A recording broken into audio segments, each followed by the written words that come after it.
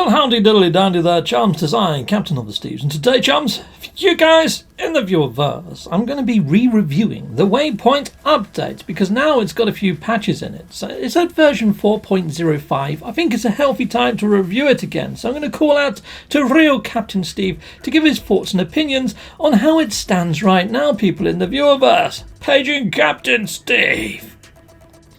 Well, how do there, chums? I doff my cap. Right, so the Waypoint update 4.05. Do I think it's improved over when it was released? Yes, it's massively improved thanks to all these supercharged sort of module slots, which are freaking great, which have an extra dimension of play now, especially when it comes to ship hunting and things, because now you want to get a nice sort of configuration for your boosted or supercharged slots.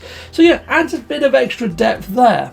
But what this update hasn't done is sort of brought into the game any sort of extra sense of adventure, hasn't given us any sort of extra exploration, and we've been kind of holding out for that for some time, chums from the viewerverse.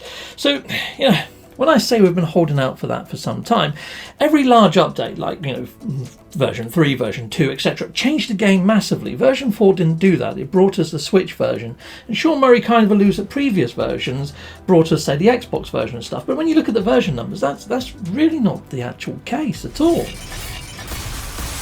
So let me take you on a journey, a mystical and mythical journey, back in time, people, to the days of E3 and GDC 2015. So we got to see this lovely gameplay footage. I mean, you hit it up on YouTube right now, it says gameplay footage. I'll put a link in the top right hand corner, go hit that up and take a watch, see.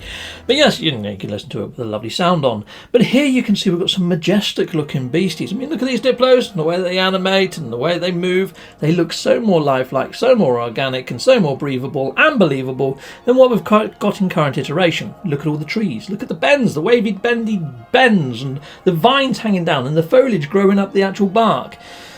We don't got this sort of level of variety inside of game. We haven't got this sort of depth when it comes to exploration, and this was gameplay footage. I mean, look at this. There's a rhino here that devastates the actual surroundings around it. Look at the trees all wobbling and stuff, and birds flying up, and the creatures all scuttering. I mean, we haven't got that sense of danger inside of game right now either, people, and we get onto that in a moment.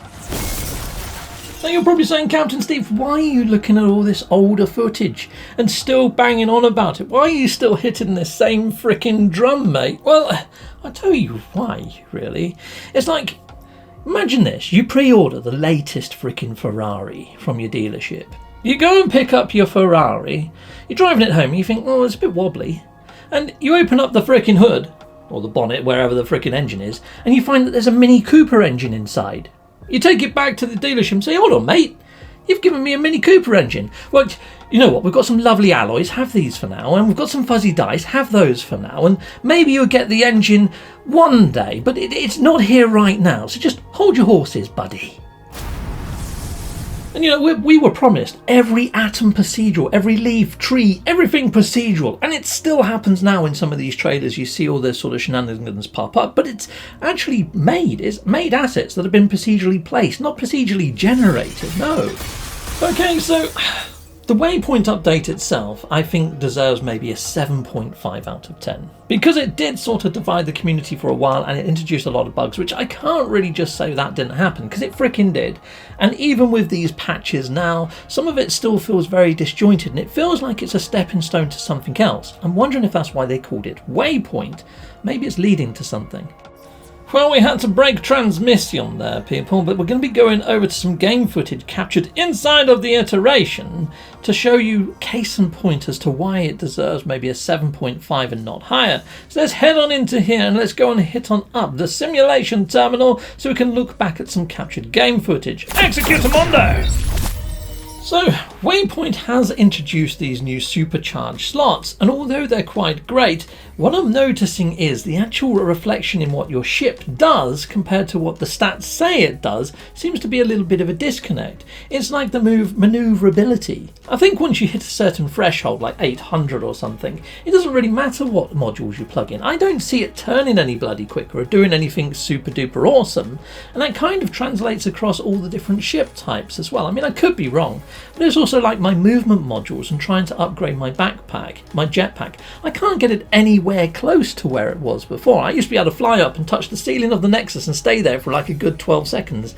Now I'm lucky if I hit 2 seconds before I drop down inside the Nexus. So I've got a lot of bases now that I can't fly up and get to, like orbital bases and things that I created, or even my dragonflies, which aren't all that freaking high.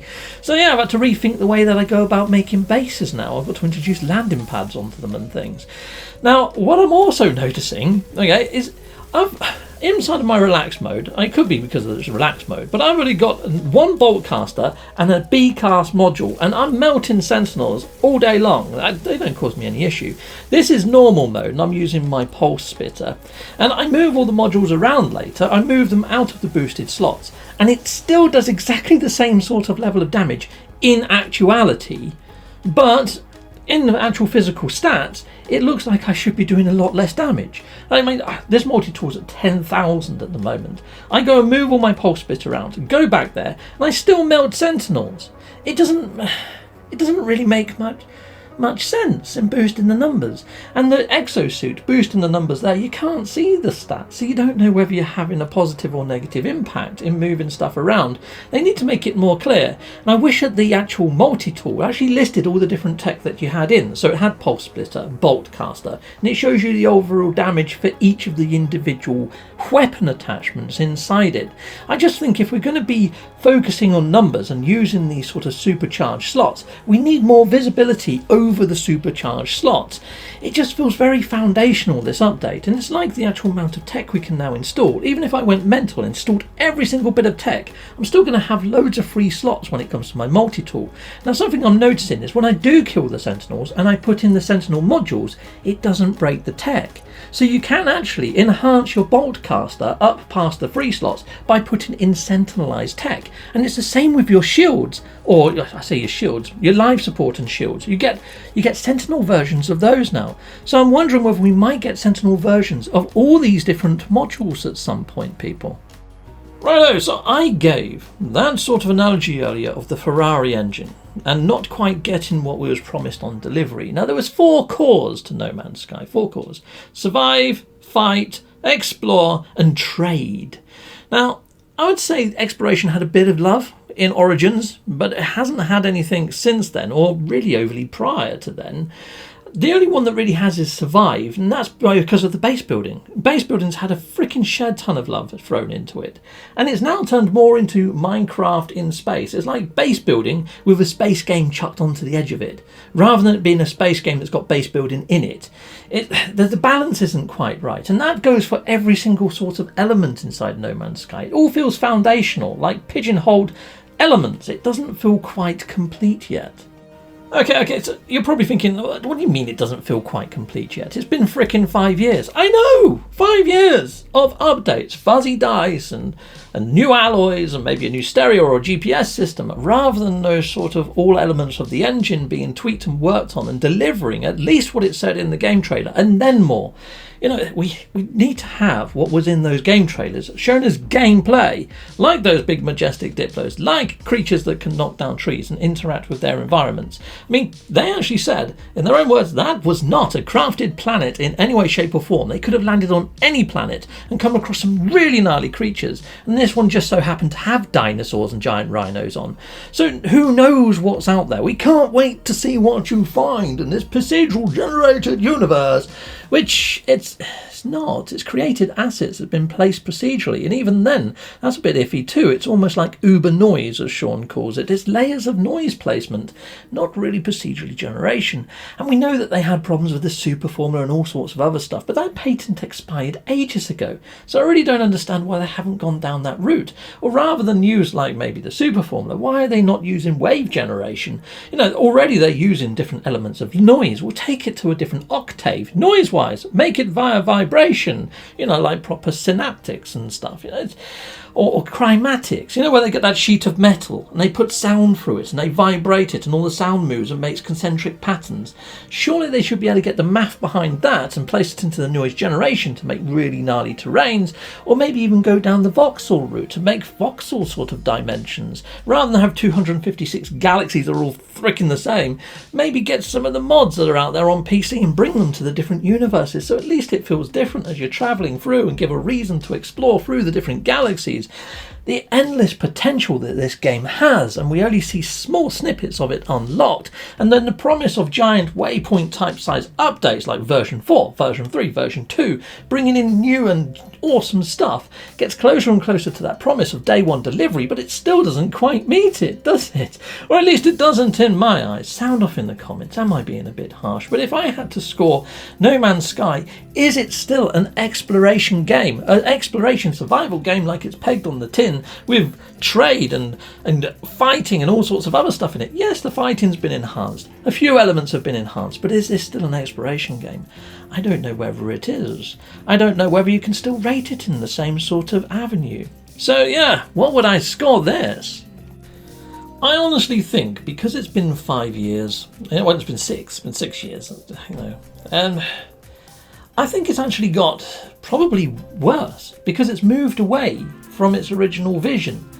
I mean, it's not as bad as when it first launched, don't get me wrong. I think its heyday was probably around when Origins popped. When Origins popped for me and we had Next and Beyond it and Beyond behind it, I think that was its heyday, when we got Origins. And I think then it was well worth like a 9.2 out of 10. And the direction, if they continued delivering updates a little bit more like Origins that brought in a bit more diversity and more to explore, rather than giving us more fuzzy dicey type stuff, unless this is leading somewhere.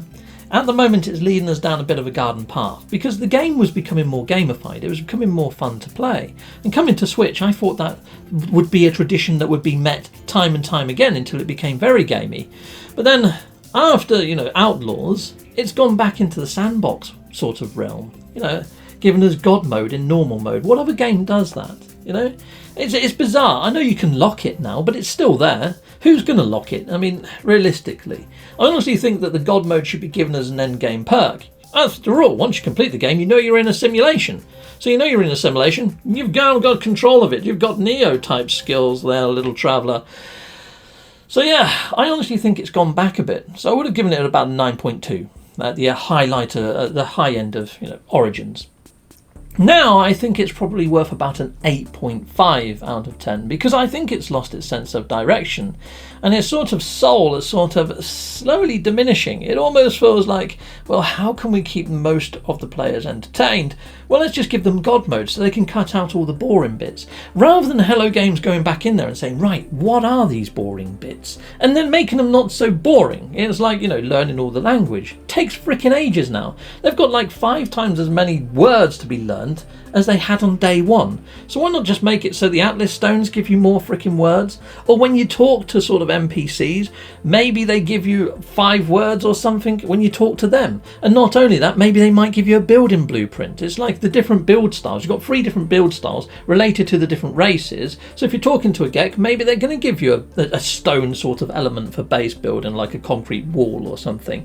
So at least you're learning the language and also picking up base part blueprints as you go. So you're doing 2 tedious things at once. So there's lots of elements like that. Now I'm hoping to do a video in near future on all the things that I feel could be sped up and made more enjoyable and more fun, without just having a God mode that you can flick on or flick off to sort of make it easier to do these things. I think it's a bit of a cop-out. Rather than Hello Games going back in and bolstering up and making those elements more enjoyable and less wanting to skip, they've just gone down the route of, well, give them a little button. And it shows. It just feels lackadaisical, slightly lazy on the developer's behalf. So maybe I'm being generous with an 8.5 out of 10. How would you score No Man's Sky now? I mean, yes, it's a much better experience when we launched, but I honestly feel that they've gone the opposite way from where they should have been going with this, just from their original vision and the original outlay of what No Man's Sky was. I think the goalposts have moved somewhat. Are the community to blame for that? Maybe we are in some sort of regard, but I think it's about an 8.5 out of 10 now, people in the viewerverse.